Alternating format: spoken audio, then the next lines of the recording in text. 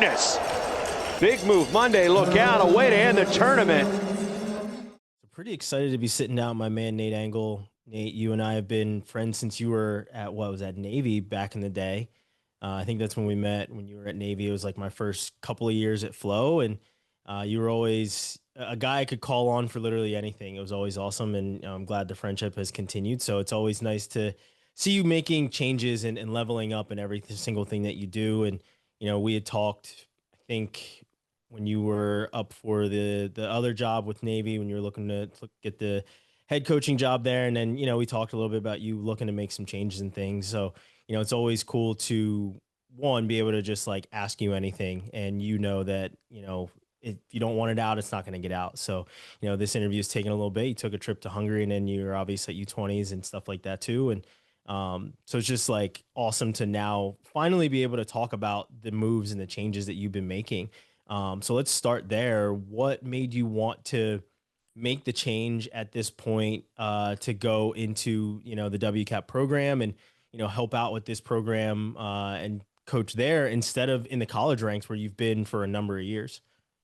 Yeah, no, I mean, great question. Obviously, I appreciate the kind words and knowing you forever, you still owe me a wrestling match. I don't know if you remember at EIWAs, but anyway, yeah, I think, the number one thing is like you're only young once, right? You can only be a parent, a husband once, right? Like there's no do-over. And as my kids were getting older, the twins will be 5 next month and Bryson's 2.5. And my wife, I mean, she's been my biggest fan. She's been she's been with me side by side for this whole journey. And that was something that like over the last year, when I was traveling so much, and I always say a lot of it was self-induced, right? Between the college season going into international stuff, and it's this vicious cycle that you get caught up in. But I want to help people, right? So it's like I can't say no. And I said this to Chris, a while back. It's like I have such a hard time of saying no to things that I just want to help people. And so when the twins kept saying like, "Daddy, why are you leaving? Daddy, why are you leaving? Like, Daddy, don't leave." And that like really started to like eat at me. And so the college wrestling, I loved every second of it. I loved my time at Oregon State. I mean, I worked with some incredible people, but um at the end of the day, I had to put my family first. College wrestling it's getting crazy. Hmm. And it was fun, it's exciting, but again, I wanted to choose my family and like make my wife happy and make the boys happy and not miss out on opportunities to be around them. So really the move was just more family oriented. Not that Oregon State wasn't family oriented. I mean, I'm sure Chris will get a laugh, but I remember one time he sat me down and he's like, "Hey, like, dude, you need to be home. You need to be there for your kids, for your wife." And that was the first time that it really hit me, and I was like, "Man, he's right." He's got little ones, and we're going through the same stage of life. And even though my wife would say it all the time, it was like somebody else said it, and it was like a light bulb went off where my wife's like, "Hey, I've been trying to tell you this for 4 years." Yeah. Um, so really, the big move, I met my wife out here at some point. I always told her we'll move back to Colorado, and the opportunity presented itself, and had to go through some different waivers just because of my age in the military. And I found that little niche with women's wrestling. And I was traveling with Bruce a lot and Spencer, who's my best friend, and Sean Lewis. And I was like, man, this is a great opportunity to come back. I can actually like coach wrestling and not wear 72 different hats. The kids aren't starting school for another year, so if we're going to do it, we might as well do it now. And I mean, man, I shed a lot of tears when I was telling Oregon State I was leaving. Chris, those guys are my best friends. And the guys on the team, that I treated them like family. They love my kids and I love them, and I'm going to be their biggest fan. But it was time. So long story short, it's been a good move so far. Yeah. And you talked about not being able to say no to different opportunities. And, like I said, with us being as close as we are, every time I talk to you, it's always something different, right? You're like, all right, well, the college season is here, but then we've got the RTC. So you're not just coaching the men in the RTC, you're coaching the women, but then you also have the Greco with Adam, and like so many different things that you've been doing back to back to back. Where did you, like, when that light bulb went off, did you look back and realize that you just hadn't said no to a lot of opportunities in the past?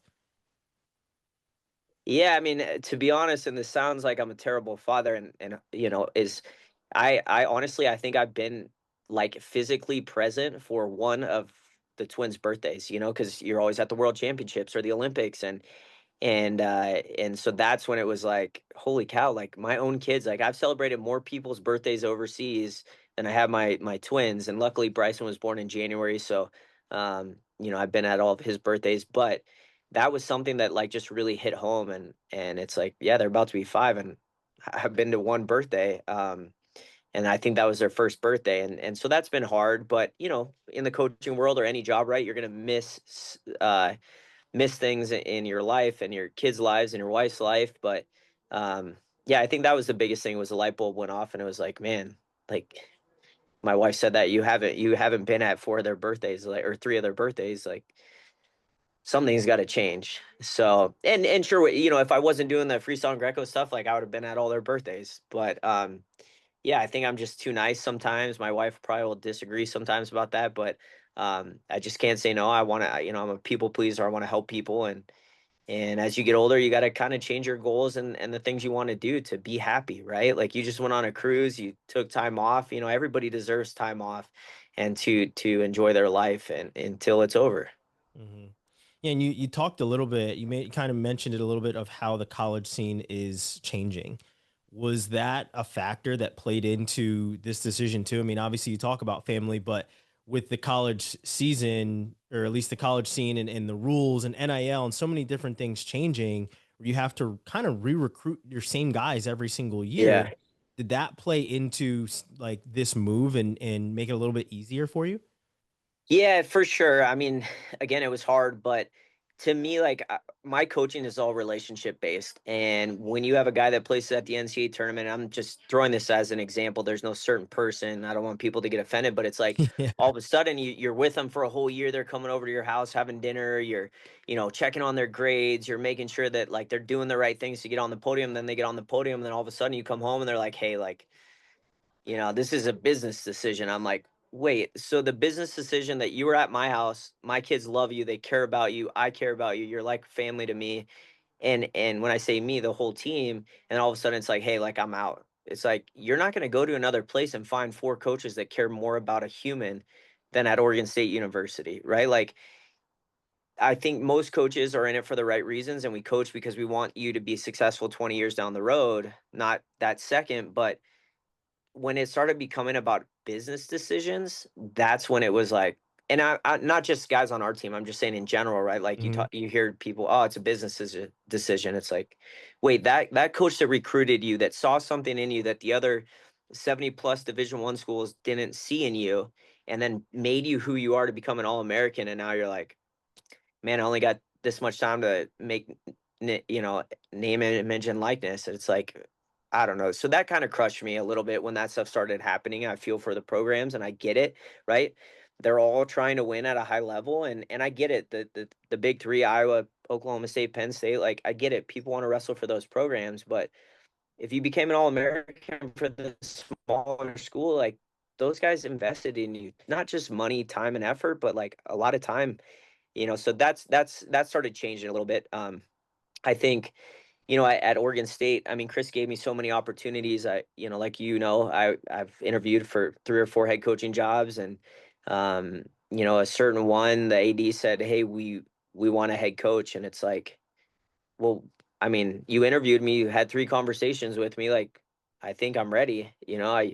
And so that was kind of like, that kind of sucked. That kind of took the winds out of the sail a little bit. But also it's like, okay, they don't want me, you know, let's make them regret it. So, you know, and it keeps driving you forward, and yeah, so. Yeah, and you've had so many of these opportunities, right? Like I said, when we met, you were at Navy, and then you went from there to Stanford, and then Stanford on to Oregon State. Every single thing that you were doing to potentially become a head coach, and you were Hmm. trying to make that happen. And when that doesn't happen, you kind of have to pivot, and that's where you see yourself now. So now you're back in Colorado Springs. You've been back for what, like maybe like a month at this point, right? So things Right. have kind of been running a little bit fast, but how have things been since you've been back? Is there a transition for you and the family? Is it a transition for you and the athletes that you're coaching, or any of the coaches that you're now working with? I mean, obviously a lot of people in wrestling, we're all very close, right? There's not a Right. lot of like big time secrets and stuff like Right. that in wrestling. So everybody knows each other. But how has that transition been going from the rigor of the college season where it's Right. never really shuts off to now being back at the OTC and coaching the essentially the professional athletes that you're coaching now? Right. Yeah, I mean, I think it's been good. I was telling Corey the other day, it's crazy. Like I've actually just coached wrestling, right? Like I get on the mat, coach wrestling, work out with them if they need to, and so that's been really nice, breath of fresh air. And then I get done with morning practice, I go home, I get to play with the kids, hang out, then go back to practice, and I'm sure like once I'm fully into WCAP, there will be different things you got to do, paperwork and military trainings and stuff like that. But that's been really nice. I mean, and my kids think it's like Disneyland in Colorado Springs because we're going to parks, in between practice all the time, or they're coming in at the end of the practice in their singlets, and the girls are loving on them, and they think that that's like a big playground for them. And I was 25 years old the first time I went to the OTC, so they don't understand it, but someday they will. But Spencer was a teammate of mine, Mango, and he was in my wedding. He's my best friend. Bruce Robinson, who's been in charge of the women over the last 5 years. He was one of my Greco coaches when I was at WCAP. So, and then Terry Steiner, right? I've been traveling with him the last 5 years. So it's been pretty like fluid as far as the transition goes. Now, sure, the athletes, right? Like you got to get to know them. They got to get to know you. And luckily, again, over the last 5 years, I've got to know a lot of them. Mhm. So now that I'm working with them daily, like sure, there's a little bit of a transition, but you got to build that trust and work on that, and then they let you in, and and then it becomes this great, not marriage, right? I'm married to my wife, but like relationship in wrestling as a coach and an athlete, and they'll run through walls, as most people say. So I think that's been good. Unfortunately, we're staying in an Airbnb right now, so in the next month or so we'll find a house and we'll move in, and my kids will be happy, my wife will be ecstatic. But it's just been good. She's got a lot of friends here. We met here before the 2012 Olympic trials, so she has a lot of girlfriends out here that still live out here. So that's been nice for her, because I feel like as wrestling people, when you move, right, you move like college wise, you have three built-in best friends, right? Like whether you like it or not, you have three best friends, and so sometimes for the wives that transition is hard. And Mhm. for the last 5 years, she's been a stay-at-home mom, and so she's constantly taking care of the kids. And we had a great nucleus where we lived in Oregon of people and neighbors and friends that became family. So we were a little worried, like, man, if we move, like, what's it gonna be like? Well, I've got Adeline, she's got three kids. Spencer's got two kids. Everybody at WCAP, a lot of them have kids, and so it's been really smooth. Yeah, and you bring up a pretty unique perspective that I feel like a lot of people in wrestling truly forget about when it comes to coaches, and it's that the family aspect of it, and not the building camaraderie and we're a family, we're a team type thing. It's your actual family at home where you are making these moves and you're sacrificing a lot to do something for somebody else's kids. Right. So, and like I said, with the opportunities that come up, you have to do what you have to do. And, it's the opportunities that you're trying to give back to your family, obviously. And, I feel like a lot of people in wrestling forget about that. They only want their the kid that they want to be recruited and on their team. And there's a lot of Right. tribalism in it where a lot of people forget about that. But you were with being at Oregon State, there's it's obviously a program that has some guys in it that have come through there that have done really well on the next level, be it UFC, whatever it is. But it's not a program that people are looking at where they're, hanging their hat on it, right? Where it Mhm. is one of these blue bloods. When you look back at your time at Oregon State, and obviously it was, literally like, a couple months ago, but when you look back at the time that you spent there and you see the time that you put in, what are some of those moments where it all became kind of worth it to be in the college scene, even though you didn't have the head coaching moniker that you were looking for? Yeah, I mean, gosh, it's a special place for a lot of reasons, and hopefully some recruits listen. And it's not trying to help Chris and Corey and Roden out, but it really is. I mean, they have a huge endowment. The administration truly cares about wrestling. Year one we had 8 qualifiers. Year two we had 4 All-Americans and finished 12th in the country, and we're one headgear throw away from being in the top 10, and placing ahead of Oklahoma State and a lot of those big time programs. Um, And then, every year that we've been there, except for the first year, we've had at least one All-American, and we've won 2 Pac-12 titles. And, it's not always about the wins and losses, but like that place truly cares about wrestling. I mean, you've seen the attendance records we've set. 2 years ago when Penn State came, we literally made the most money of any event ever in Gill Coliseum basketball. I mean, we've had some teams make it to the Elite Eight, and volleyball and different great programs that have gone through there, the most money they've ever made. So, um, I think this year they're going to have the best team that they've ever had, and that was hard to leave. And they've got some great recruits coming in. I mean, Justin Rademacher just won a U20 world title. He won a senior Pan Am championship. You name it, he's won it all. He's a fantastic example of what our coaching staff, and now I should say their coaching staff, has done with a guy that was a one-time state champ in the state of Oregon, right? Was not highly recruited. I think it was us and Bucknell. And, now he's been in the weight room. He's been on the team for 2 years, and now he's a U20 world champ. I mean, how many other programs out there can actually say in the last 3 years, we've had 3 junior world medalists, U20 world champ, senior Pan Am champ, you name it, right? Like, there's guys making teams, and that program's only going to get better. There's some freshmen on that team right now that I really think will do very, very well, and there's some older guys that are going to get on the podium this year, and some of those guys are going to be wrestling on Saturday night at the NCAA championship. So I think that's a testament to our administration and to Chris running the program, and the people that he's been able to let in. Corey, Josh, myself, and the guys belief in that program. I mean, you said it, right? Like, we were always competing. We'd get like the top 5 guys in the country to come on visits, and then they're like, "Oh, I'm going to Oklahoma State." It's like, okay, I get it, right?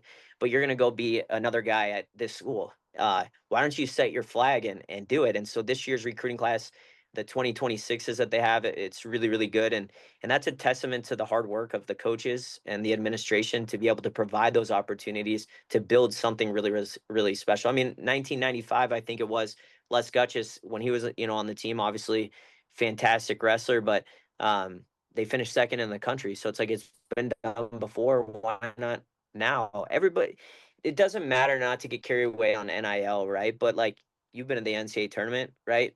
You see guys that were returning national champs or All-Americans that go 0-2 or 1-2 or don't get on the podium. It doesn't matter how much you're paying these guys. There's still a human element to the NCAA tournament. So, yeah, it was a great place to work, and I'm going to be their number one fan. And I still talk to the coaches almost every day, and I talk to the guys all the time. So, yeah, they've got something going really, really good. And I know leaving there, like I left my hat on there in a good place. And, yeah, I'm excited for them for this year to watch them. Yeah, and when you and I talked, and we were on our show, when before everything kind of came out, we said that you were going to be on the move and everything else. We talked about who is going to be taking your position at Oregon State, and we mentioned a bunch of guys, and you shot me a text almost immediately. And you were like, Corey Crooks is doing a phenomenal job. What is it about Corey that you've seen him grow? I mean, obviously you see wrestlers grow each and every day, Yeah. but when it comes to the coaching staff and a guy that, you're looking at and you're saying, this guy has done a phenomenal job. And obviously Roden has done a phenomenal job when he was at Clackamas and some other places, but you're like, I've seen Corey grow into like a phenomenal coach. What Yeah. is it about him that, has you've seen change over these years that you'd like to see him get a chance to kind of step into that role? Yeah, I mean, his dad was a high school coach for 30 years, so he was born into wrestling, right? Was going to go to Grand Canyon. They dropped the program, goes to ASU as a walk-on, ends up being an integral part of that team, when they finished second in the country. Then he transfers to Oregon State, qualifies again, and kind of didn't have the career probably that he would look back like most of us and say like, man, but that guy did everything right. So I knew he was going to be a great coach. And then I convinced him, I'm like, Corey, like, man, this is going to be crazy, but like, you should stick around and coach. And he's like, maybe I'll do real estate. I'm like, Corey, just give it like 2 years. Mm-hmm. And the first time we were in the room, like, he was already coaching guys when he was an athlete, right? Like, showing technique, and like, he's such a great technician, but he's got the biggest heart, right? And I felt like the last 2 years, he really like followed me around like a puppy, because he's like, I want to be great. I want to be great. I want to be great. and not just wrestling. All, as you know, like there's academics involved, there's recruiting, there's the daily lifestyle of a college athlete and the crazy Yeah. things that can come up, and Corey just gravitated towards that. And then I saw him working with Justin and working with these different athletes. And there's no secret. Most of the guys that qualify to the NCAA tournament, I tell our guys on the team all the time, like they work out with Corey a lot, right? He's wrestling every single day. But then when he takes off his shoes and he's sitting in the office and guys are coming, he's watching film, he's recruiting the heck out of some, really good guys. And most of the time he's like, hey, what do you think about this kid? And if Corey says, hey, what do you think about this guy? I'm like, yeah, we need that kid, right?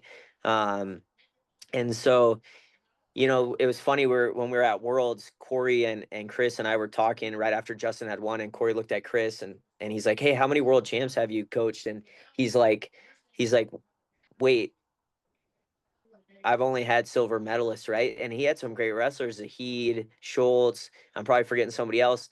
And it was like funny, but also like, man, Corey, you're onto something, right? And of course, Chris helps and Roden helps Justin, but Yeah. like that dude just coached a freaking U20 world champ, coached a bronze medalist last year. The accolades go on, and so as I was leaving, even when we were in Bulgaria, like I still have my laptop and we're going through all the stuff. I gave them like 120 documents of everything that I've done and whether they want to use it or not, right? But um, you know, they like he's special. He's 27, 28 years old. That guy's well on his way of becoming a head coach. Like he's so valuable. I always joked with him, like, if I ever became a head coach, you better pack your bags like the next day because you're coming with me and I'm going to pay you all the money in the world, because he understands how to be successful and what it takes at such a young age, right? Sometimes it takes people a long time when they finish their competitive career to get into coaching because they're still, you go from being selfish to selfless. And he was able to make that change so quickly. Like, yeah, he's amazing. I mean, I could go on and on about Corey Crooks and his future. It's not going to be long till he becomes a head coach. Yeah. Now on the front for you, like you said, like you've thrown your hat in the ring to be a head coach for a number of different places. And, obviously the last one being Navy, a place that you had already been assistant coach at before. What was it about wanting to become a head coach for you that was just like, I'm going to keep trying to do this even after being turned down from a couple of different programs? Yeah, well, I think when Navy opened up, that was a while back, and I kind of knew they were going to hire Colot, but it was West Point this year. Yeah. Um, I think, what's your objective as an assistant coach, right? Some people are just really, really good at being an assistant coaches because you don't have the headaches of being a head coach. But I felt like, the places that I've been, you always said like calculated moves. And, when I came to Oregon State, Chris really gave me free range, right? Like, sure, he knew everything that was going on. And like, we'd always talk about it, but it was like, he trusted me enough to go to compliance or to the academic people or whatever it may be, right? To our associate AD and have meetings with him so I could grow too. And um, yeah, I think if you're an assistant coach, like you want to become a head coach. And if you don't, then you're in it for maybe that's not what you want to do. Um, so like last year, the Columbia job came up, I interviewed for that. I think I was, top 3 or top 2, and they hired an amazing coach, like no harm, no foul. But it was great to go through that because that was the first time I had an interview, right? I interviewed for a job at USA Wrestling with Greco, and I turned it down. Just wasn't the right time. My kids were young, and then West Point, talking with them, and I thought, wow, like this is kind of a match made in heaven. I've been in the Army. I've worked at a service academy. Like I know the craziness of service academies of getting athletes in, and essentially they wanted a head coach. And again, no harm, no foul. Troy Nickerson's gonna crush it, and big fan, good friend of mine, and that's when I kind of just was like, well, when AD says we really want a head coach, it's like, well, why not take an opportunity, right? Like you always have to like jump feet first and jump in ready to swim. And if you're not ready, then that's not the right opportunity. But that's kind of when things changed for my mind, was like, I don't know if I'm going to get an opportunity. I was 41, and I'm sure more opportunities would come available in the right place. Maybe it wasn't the right place at the right time, but um, yeah. So it was just, I would have been happy staying at Oregon State. Love that place, as I've said a million times on this, but I was just ready to like for something new and to spend more time Mhm. with my family. So yeah, it is what it is, right? Like ADs have their opinions, and that's fine. They worked really hard to get in those positions, and they want the person that they want, and that's okay. It's not going to hurt my feelings. I'm okay. I woke up the next morning. I have 3 beautiful kids, a beautiful wife, and a great place to coach. So yeah, it was good. Good opportunity Yeah, to check out. for sure. And you've had, you know, outside of Oregon State where you've recruited like crazy. And that's one of the things that when I've talked to people about you specifically, they're like, Nate's an amazing recruiter. Like Nate is about, as you said, building relationships and getting guys into the school that actually believe in what the program is all about. And, you've gotten accolades, in the past from, being the women's coach of the year, the Greco coach of the year. And, now you're back helping the women. Do you feel like, but you are also a Greco guy. Do you feel like you'll Right. kind of sneak into the Greco practices at all? Yeah, I mean, I was there for a whole week during their senior and junior camp because Joel Adams was in town, and I told Oregon State, like, when those guys are in town, I'll be there. I want to help them. I care about them, and so it was great, right? I was coaching Joel at U20s, and yeah, I mean, a little bit like we practice sometimes here at WCAP too, and sometimes at the OTC, and so when we're in practice, and whomever it is on the Greco side needs help, like, I'm just here to make people better, and like every place that I've been, leave it in a better place. And Spencer needs help, Bruce needs help, and so that's what I'm here for. Like, I want to see 6 women be on the Olympic team in 2028 from WCAP. I want to see 6 Greco athletes from WCAP be on the Olympic team. Now, I said this the other day, and I told Bruce I'm probably like spewing off more than I should, but I mean, that's, if you're not thinking about that, then you're in the wrong job. So, Mhm. yeah, I love Greco and I want to help too, but I also got to remind myself, because I know Michaela will listen. I left college wrestling to take things off of my plate. So I don't want to keep filling up my plate, right? I want to be a husband and I want to be a dad. And so that's the first thing when I wake up in the morning, I have to think about, and not necessarily everybody else's kids. Yeah, and it's a shift, right? But like for you and like most people, we're greedy. It's not Yeah, more so about like taking on the responsibility. It's about seizing the opportunity. And right, that is certainly something that I have seen with you from day one when it comes to coaching. And I'm sure people are going to listen to this and be like, this is a conversation between two friends. You're damn right it is. But like, I right. also know what you've done and what you've been through and what you're doing. But for you, what does the future hold for you from a coaching perspective? Obviously, you are coaching the women part of the WCAP program, but the Olympics are going to be in 2028 here in the States, right? But like, no matter where it is, you've been all around the world at this point. But Right. what would that mean to you to be a part of the Olympic team when it's here in the States in 2028? But also, what do you see for your future now that you've pulled yourself out of college wrestling? Do you ever see Yeah. that, you still see that being an option, or is it more so this is the kind of the road and path that you're going to be on? Yeah, I think this will be the road and the path that I'm on. I mean, again, my kids start school in a year, and my wife loves it out here. We met out here, but um, yeah, I mean, who knows? You never have a crystal ball, but like, I'm jumping both feet in this job, and I want to, I want to be a soldier first, and a coach second. And there's a lot of good benefits to serving your country that are going to provide for my family, hopefully for the rest of our lives. And so, I'm not thinking about anything else. Of course, like, you think about things and what could have been different or what, but for me now at my age, it's like, I'm not going to think about that anymore. Like, let's just go to practice every day, and put our best foot forward and help these young ladies achieve their dreams and goals. And whatever WCAP is asking of me, like, that's what I'm going to do. And yeah, just enjoy every moment of it, right? I don't think sometimes in the college world we have times to take a deep breath and, like, look back and enjoy it sometimes. Sure, when you're at the NCAA tournament and you got guys wrestling on Saturday, like, it's easy to take a step back and, like, "Oh, okay, we're doing it, like, we're doing something." But for me, I just want to wake up with gratitude, and enjoy my life, and put my best feet forward and help these young ladies, and WCAP, and make it better. And yeah, that's it. Yeah. Will it be tough when the NCAA season comes back around and you're sitting at home watching and you're not getting into the mix with a lot of these guys? Yeah, it'll be tough. I mean, I'm sure, like, Corey already said, "Hey, I got 2 tickets for you, you know, like, you gotta come," and I'm sure we'll be there because my wife enjoys it. I mean, when I was coaching, it was, you know, she was hanging out with her friends and enjoying it and stuff, and, so it'll be different, you know, I remember talking to Zach Esposito 2 years ago before he went back to NC State, and he was, like, literally sitting in our section, him and his wife are hanging out with my wife, and, you know, they're having a great time, and he was like, "It was great, but you miss it a little bit."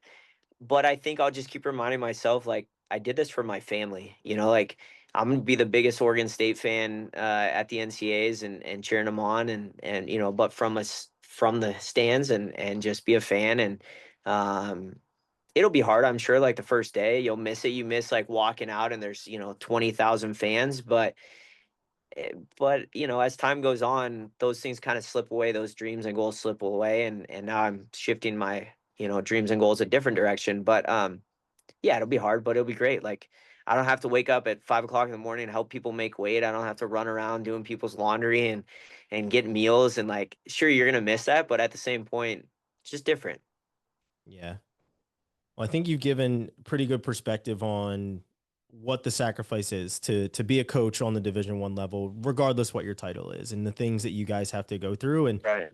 I think you got to a point where you were kind of just like at a crossroads, and it's like, which way am I gonna go? And most of the time, family wins out in all of those Right. situations. So, but no, I think you've done a really good job of kind of painting that picture for a lot of people that probably don't understand that, but also showcasing that there's so many things in wrestling that we can be doing outside of just being in the coaching chair of a Division 1 Yeah, team, right? If that's your goal, definitely jump, as you said, feet first into it. But also look for different pivots, man, and look for ways that you can provide and still have a nice balanced life at some point. I'm sure that your ambitious heart will continue to want more opportunity no matter what Michaela says and no matter how big the boys get. Cause at some point the singlets that they're wearing right now are going to be truly for competition and right. that'll probably spark up again. But until then, I'm sure you'll enjoy watching them just kind of run around the room and have a lot of fun. But Nate, like I For said, it's sure. always